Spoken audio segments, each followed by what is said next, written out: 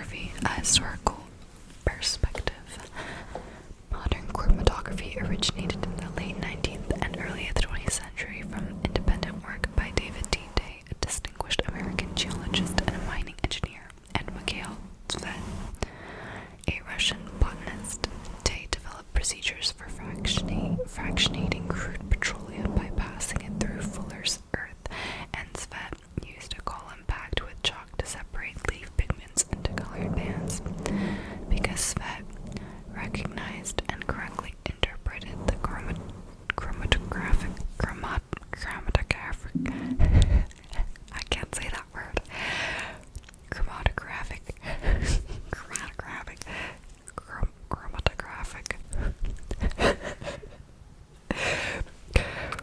processes and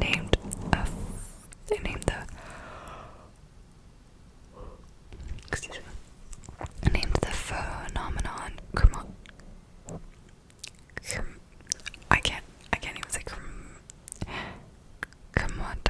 chromatography. He is generally credited with its discovery. After languishing in oblivion for years, chromatography began to evolve in 1940s due to the development of column partition chromatography by Martin and Singe and the invention of paper chromatography. The first publication on gas chromatography appeared in 1952. By the late 1960s, gas chromatography, because of its importance to the petroleum industry,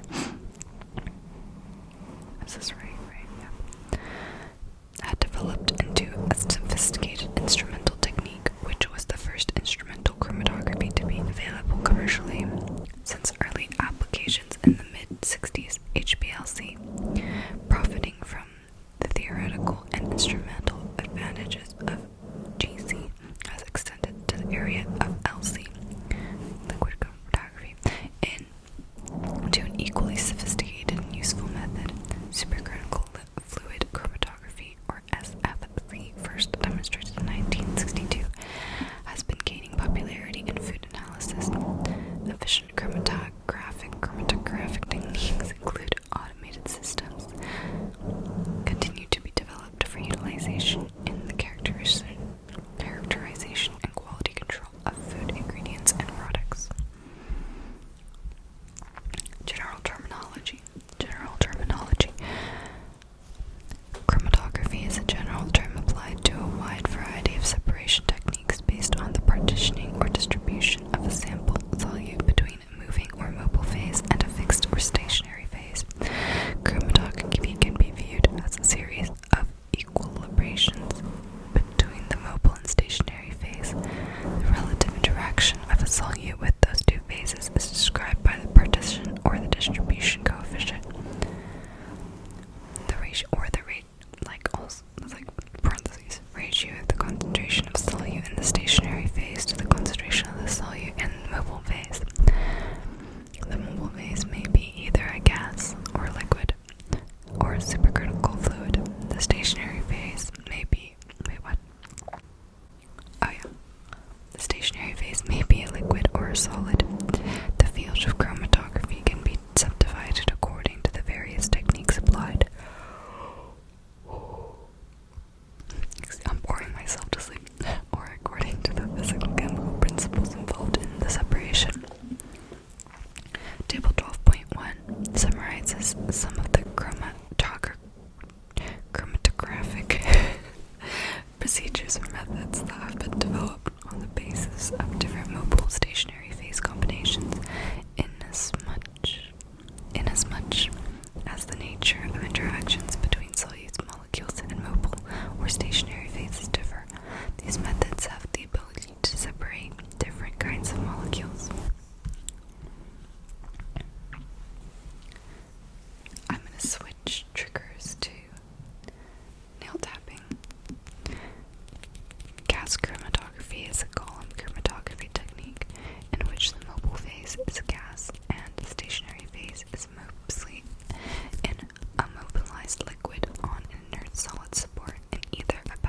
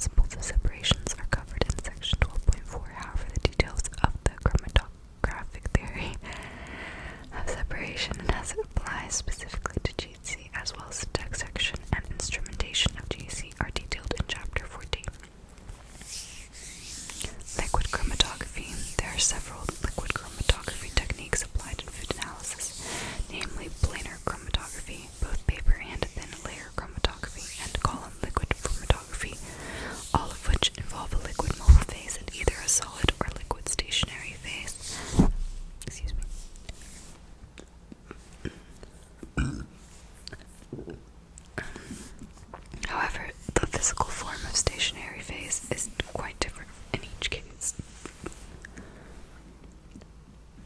Separations of the solute is based on their physical chemical interactions with the two phases.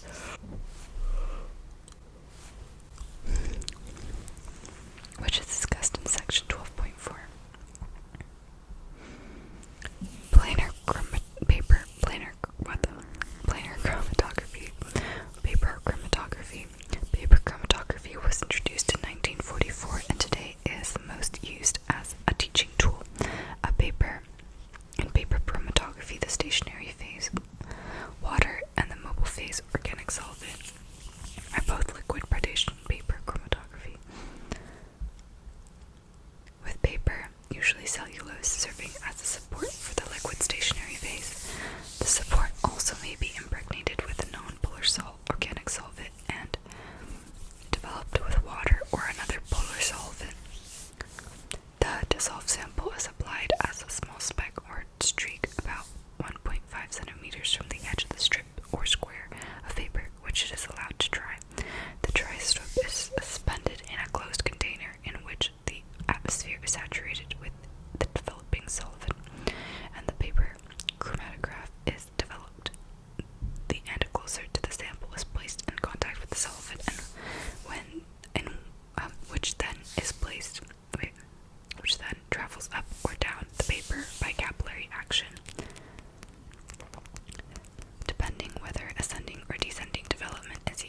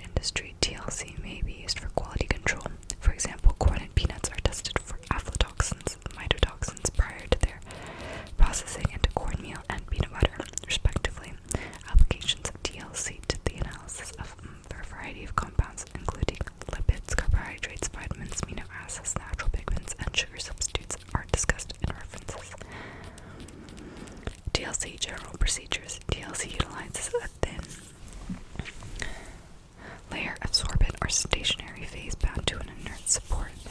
The support is often a glass plate. But plastic sheets and aluminum foil are also used. Pre-coated plates of different layer thickness are commercially available in a wide variety of sorbents, including chemically modified silica. For frequently used DLC sorbents are silica gel, alumina, diatomaceous, and cellulose. Modified silica for DLC may contain polar or non-polar groups to both normal and reversed phase. Thin layer separations may be carried out. If adsorption TLC is to be performed, the sorbent is first activated by drying for a specific time and temperature. As in paper chromatography, the sample is applied as a spot or streak about 1.5 centimeters for one end of the plate. After evaporation of the carrier solvent, the DLC plate is placed in a closed developing chamber. Solvent migrates up the plate, ascending development by capillary action, and sample components are separated after the DLC plate has been removed from the chamber and solvent is allowed to evaporate. The separated bands are made visible or detected by other means, specific chemical reactions, derivatization, which may be carried out either before or after chromatography, often are used for this purpose. Two examples are reactions with sulfuric acid to produce dark charred area, destructive chemical method, and the use of iodine vapor to form a colored complex, a non-destructive method, inasmuch as the colored complex is usually not permanent. Common physical detection methods include measurement of absorbed or emitted electromagnetic radiation, such as measuring fluorescence when stained with 2,7-diachlorofluorocene, and the measure of beta radiation from radioactively labeled compounds. Different reagents that can react selectively to generate colored products are also used. Biological methods or biochemical inhibition tests can be used to check toxicologically active substances. An example is measuring the inhibition of chlorysterase activity by organophosphate pesticides. Qualitative evaluation of thin layer chromatographs may be performed. 1. Instew directly on the layer by using a densitometer, or 2. Scraping a zone off the plate, eluting the compound from the sorbent, and then analyzing the resultant solution, or by liquid scintillation counting. Factors affecting thin layer separations in both planar and column liquid chromatography. The nature of the compounds to be separated determines what type of stationary phase is used. Separation can occur by adsorption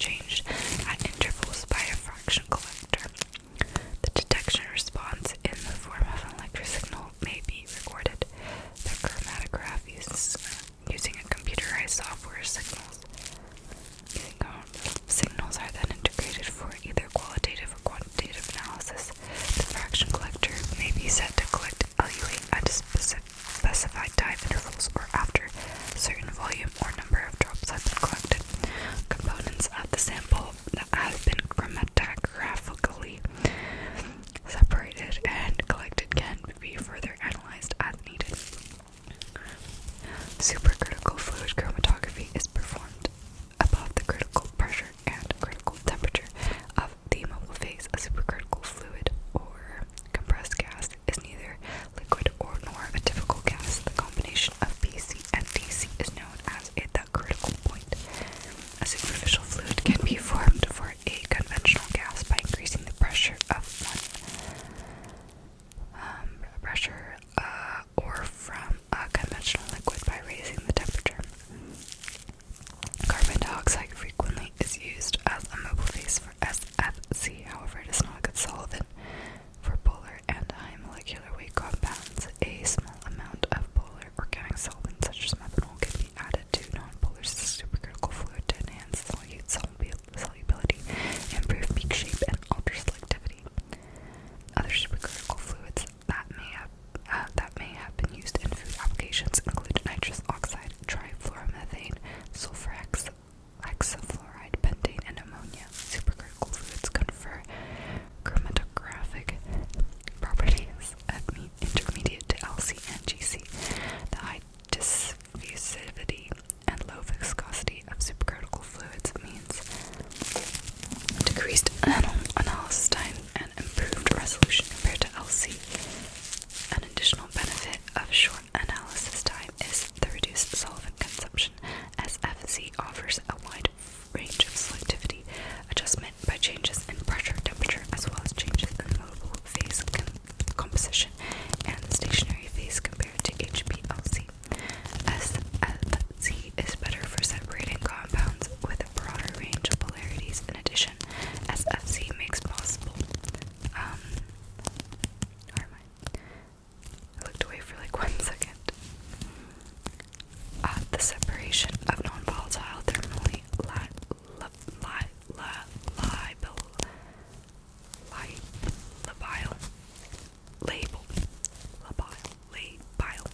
labile compounds which cannot be analyzed by GC without derivatization.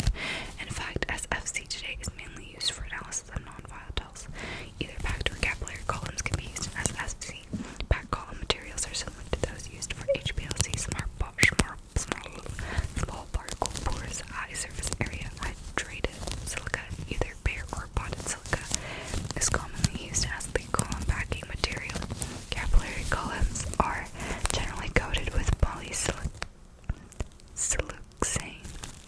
film containing different functional groups, which is then cross-linked to form polymeric stationary phase that cannot be washed off by the mobile phase.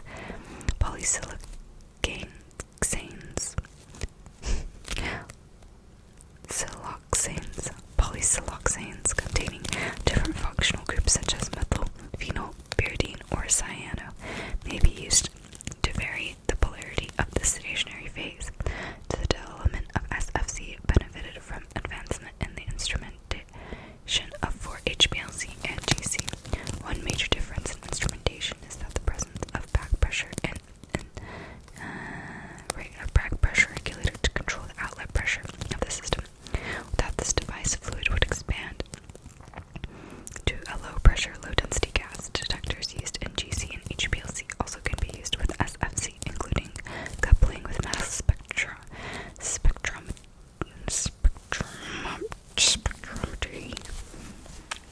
SFC has been used for the analysis of a wide range of compounds, fats, oils, and other lipids or compounds to which SFC increasingly applied. For example, non-caloric fats to Olestera was characterized by SFC-MS. Other researchers may have used SFC to detect pesticide residues, studied thermally labile compounds from members of the Allium genus, fractionate citrus essential oils, and characterize compounds extracted from microwave packaging. Bernal et al. Highlighted the use of